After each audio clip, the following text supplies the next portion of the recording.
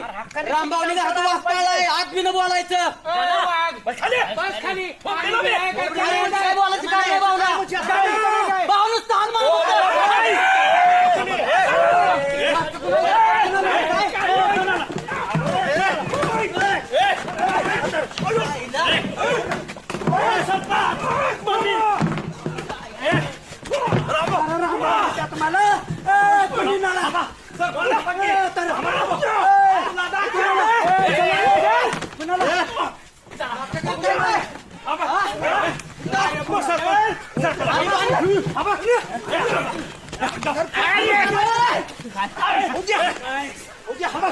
कुठे जायचं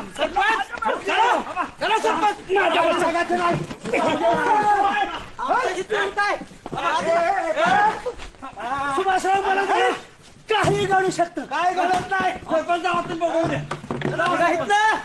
तुमचं सुट्टी नाही तुम्हाला आता बंदूक आणा माझी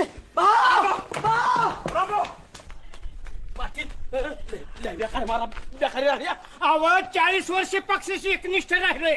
ऐका की काय म्हणतोय ऐका लोकांच्या डोकं फोडाफोडी चालली ना आपण आमदारांना सकाळी जाऊन भेटायचं माझ्यावर सकाळ तुम्ही चला मी तुमच्यासाठी शब्द घालतो जिल्हा परिषद अध्यक्ष नाही होईल ना ऐका की माझा ऐका फक्त सकाळचं तुम्ही लवकर उरकून तयार राहा आपल्याला आमदारांना भेटायचे ही सगळी भांडणं कानाव घालू आणि आपल्याला तिकीट पदार्थ पाडून घेऊ चला तुम्ही हा समजता काय चला चला चल जरा फुलांची झाडं जरा जास्त झाली पाहिजे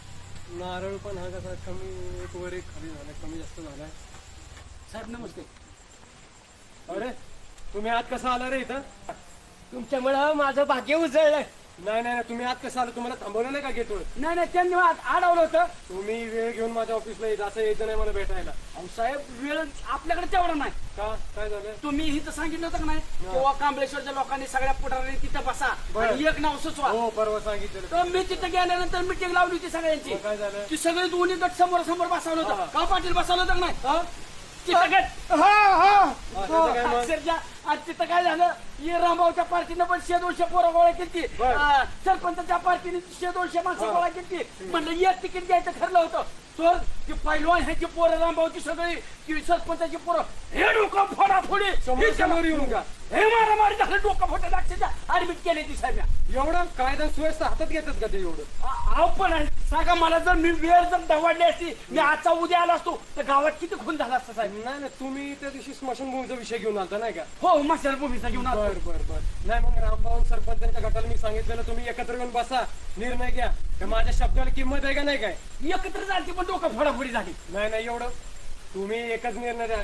तिकीट वाटपाचा ह्याच्या नंतरचा विषय ह्याच्या आधी कायदा आणि सुव्यवस्था कोणी हातात घ्यायचा नाही कायदा सगळ्यांना समान आहे मी साहेब पाया पडतो तुमच्या आमच्या गावाला तिकीट घेऊन द्यायचं असलं ना तर ह्यांना तिकीट द्या अक्षरशः पाटील नाही का पाटील आहे तुमचं आणि चांगलं काम आहे त्यांचं त्यांना तिकीट घेऊन टाका आमच्या गावाला द्या पण ह्यांना देऊन टाका नाही नाही ते माझं मी बघतो पण मला हे अजिबात पटलं नाही एवढे गाव पुढारी पुढे येतात इकडे माझ्याकडे तिकीट मागतात माझ्या समोर तयार झाले ते जनता भयभीत झाली तिथं गोरगरीब भयभीत झाली एवढं गुंडगिरीगत भांडणं झालं पिक्चर जगात मारामारी चालली त्याची नाही नाही मी एसपीशी बोलतो कायदा आणि सुव्यवस्था कोणी हातात घेतलेला मला चालणार नाही पिझर गावात पाठवा नाही नाही मी करतो बघतो या तुम्ही या धन्यवाद चालतंय, चला चालतंय, बघतो मी पाटील चला तुम्ही